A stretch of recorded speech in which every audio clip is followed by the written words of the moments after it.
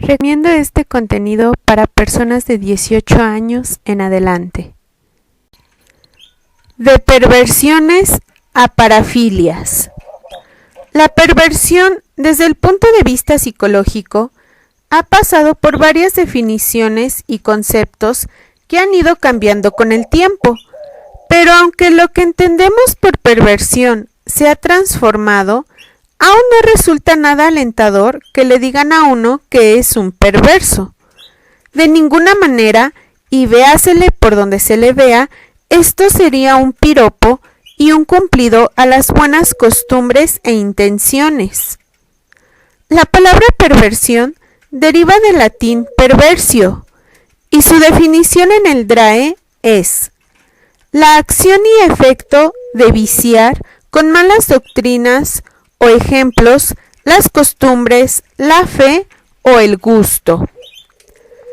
En 1885, el psiquiatra francés Valentin Magnan, 1835-1916, utilizó por primera vez la expresión perversión sexual, que luego quedó sobreentendida simplemente como perversión. Debido a la variada utilización popular y profesional, el término perversión presenta interminables imprecisiones, y aunque todavía es común en la literatura psicoanalítica, sobre todo en las clasificaciones internacionales del DSM-4, se prefiere usar el término parafilia, pues carece de connotaciones que sugieran censura moral. Parafilia proviene del griego para, junto a, y filia, amor. El sentido de la etimología refiere a una práctica sexual diferente a la forma convencional y se define como una desviación de la elección en la relación con la pareja, del escenario, de las circunstancias o del modo de copular. He aquí las parafilias más conocidas de las 300 registradas de acuerdo con el DSM-4. Acrofilia.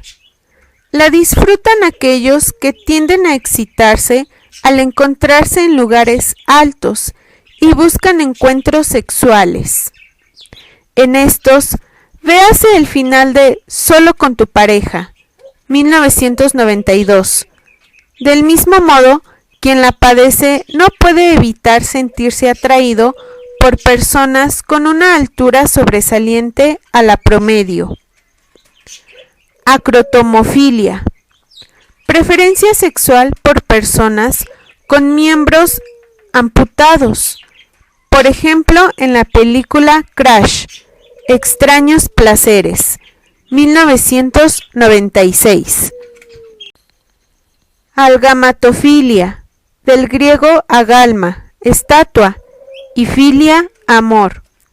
Muy común en el norte de Europa. Se trata de una atracción sexual por esculturas o maniquíes. Estos propician diferentes fantasías, como tener un encuentro con una estatua que cobra vida momentáneamente para satisfacer los deseos del paralítico, u observar una aproximación sexual entre dos estatuas, etc. Con la Diana cazadora, ¿quién no? Amaurofilia. Preferencia sexual por los ciegos, en especial si tienen dinero. Véase María Kodama. O por personas a las que les han vendado los ojos. Androidismo. Excitarse por robots con características humanoides. Por ejemplo, Descartes y su fijación por la replicante Rachel en Blade Runner, 1982. Agrexofilia. Es una forma de exhibicionismo en el que la persona encuentra excitación sexual por el hecho de que un tercero puede escuchar u observar sus encuentros sexuales, Se trata, digámoslo así, de la contraparte del voyeurismo. Apotemnofilia. Quien la padece tiene fantasías recurrentes sobre la pérdida de alguna parte de su propio cuerpo, como lo retrata la película Weir Pro O, 2008. Así, el famoso ingeniero berlinés Bernd Brandes fantaseaba con la idea de que su pene fuese amputado, preparado y cocinado para después comérselo, como lo hizo con Armin Meiwes, y que también fue llevado a la pantalla grande en Grim Love, el caníbal de Rotemburgo, 2006. Puede estar asociada con el trastorno de identidad de la integridad corporal, VID, por sus siglas en inglés. Aracnofilia, antónimo de la aracnofobia. Se trata de la atracción por las arañas, las de 8 patas, no las que dejan de parecerlo después de 3 copas. Autopederastía o autocoitus. Personas que encuentran excitación insertándose su propio pene en su ano. Algunos le llaman a esto hacerse el candado. Cabe aclarar que no todos los hombres pueden hacerlo. Capnolagnia. Atracción sexual por las personas que se encuentran fumando. De hecho, existe una revista online dedicada a este fetichismo. Coprofilia, urofilia. El que padece esta parafilia identifica la excitación erótica motivada por el olor o contacto con excrementos y orina. Uno de los grandes coprófilos de la historia fue James Joyce, el escritor inglés autor de Ulises. Dismorfofilia. Atracción sexual o emocional hacia personas con algún tipo de deformidad física o trastorno psicológico, como la que padece Diane Arbus en Fur, An Imaginary Portrait of Diane Arbus, Retrato de una pasión, 2006. Eproctofilia. Esta parafilia consiste en disfrutar y excitarse sexualmente con las flatulencias, ya sean las propias o ajenas. Exhibicionismo. Consiste en exhibir los órganos genitales, especialmente en situaciones que causen sorpresa y miedo en la otra persona. Ocupa el segundo lugar en la frecuencia de parafilias, con 25% de incidencia entre los pacientes en tratamiento. Ha habido algunos exhibicionistas famosos en la Ciudad de México. En particular, recuerdo al que tenía una predilección por pasear por el Parque México hace ya muchos años. Fetichismo. Este tipo de parafilia consiste en exteriorizar el deseo relacionándolo con una parte del cuerpo de una persona o con un objeto de su uso. Los reyes de los fetiches son los pies, los zapatos, la lencería, las corbatas, los disfraces. Fobofilia. Placer a través del temor. Bien puede expresarse a través de tener sexo en situaciones peligrosas o riesgosas. Froteurismo. Palabra derivada del francés frotter, que significa restregar o rozar. El froteurista siente un impulso irrefrenable de aproximarse a mujeres o abordarlas eróticamente en lugares públicos. Si el lector pensó en una estación del metro de la Ciudad de México en hora pico, acertó, ya que es un perfecto escenario para este tipo de parafilia. Ginemimetofilia. En esta ocasión, el hombre es quien alcanza el placer sexual actuando como mujer en una relación sexual. No necesariamente se trata de un homosexual o travestido. Hipoxifilia o asfixiofilia. Esta parafilia considera una de las más violentas. Consiste en intensificar el estímulo sexual por medio de la privación de oxígeno, ya sea a través de la utilización de una bolsa de plástico donde se introduce la cabeza o de alguna técnica de estrangulamiento. En los Estados Unidos, entre 500 y 1000 personas mueren accidentalmente cada año al convertirse en víctimas reales de esta práctica. Hirsutofilia. Excitación sexual y preferencia por personas velludas. También se le conoce como tricofilia, que incluye atracción por el vello facial, abdominal, axilar, púbico, pectoral e incluso pelaje animal. La antronudia es la excitación sexual que siente el paralítico cuando tiene que exponer su cuerpo desnudo ante un doctor. Maiesiofilia o maieusoforia. Atracción sexual por las embarazadas.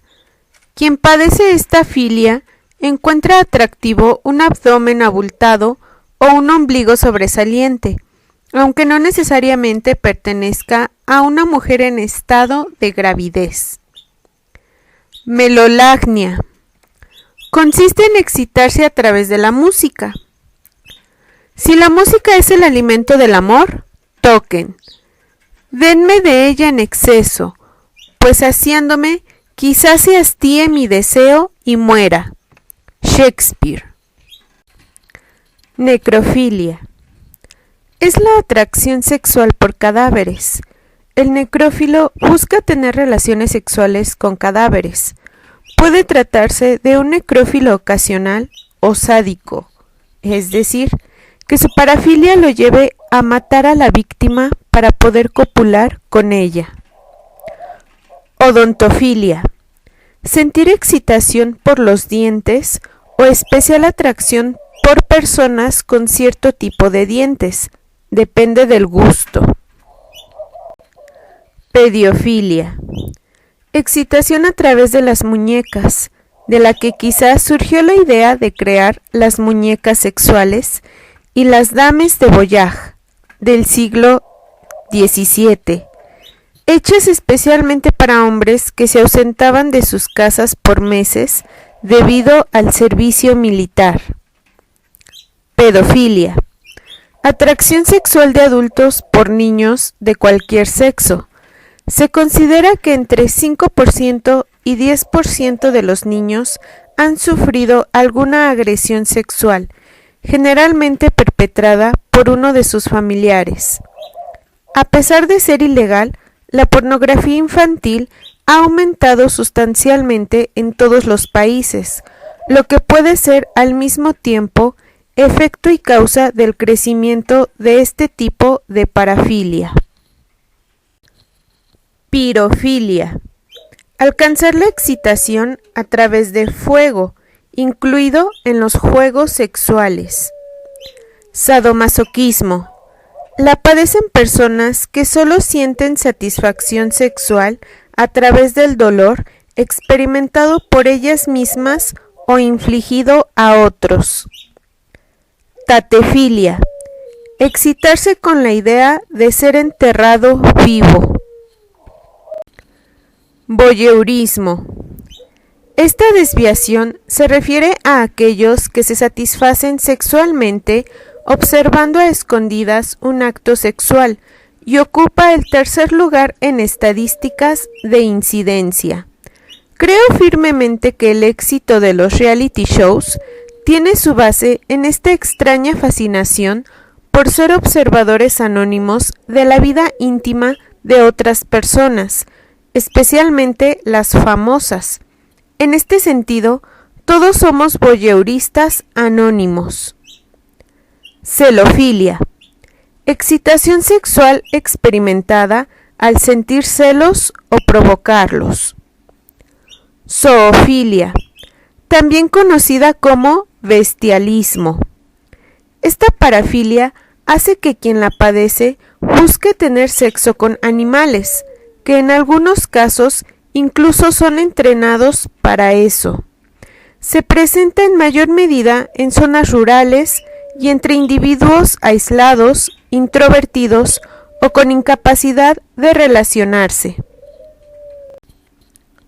Pero lector, lectora, que no cunde el pánico.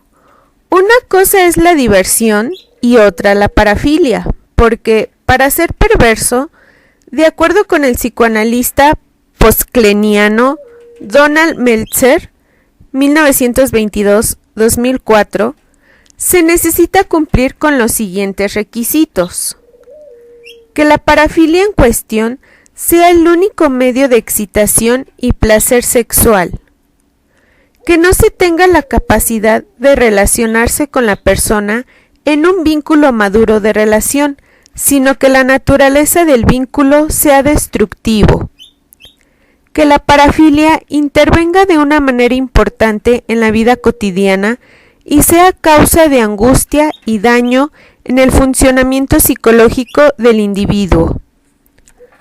La actual apertura a la experimentación sexual y la idea de dejar fuera concepciones morales al hablar de sexualidad toma como punto de partida el año de 1948, cuando el zoólogo estadounidense Alfred C. Kinsey, 1894-1956, conmueve al mundo con la publicación de 2 libros: El comportamiento sexual en varones, en 1948, y El comportamiento sexual en las mujeres, en 1953, que desde entonces han servido de base para toda la educación sexual que se imparte hoy en gran parte del mundo. La tesis de Kinsey coloca todos los actos sexuales al mismo nivel moral, social y biológico, ya sea dentro o fuera del matrimonio, entre parejas del mismo sexo o del opuesto, descubriendo que muchas personas de ambos sexos incluían prácticas parafílicas dentro de una vida sexual plena y madura.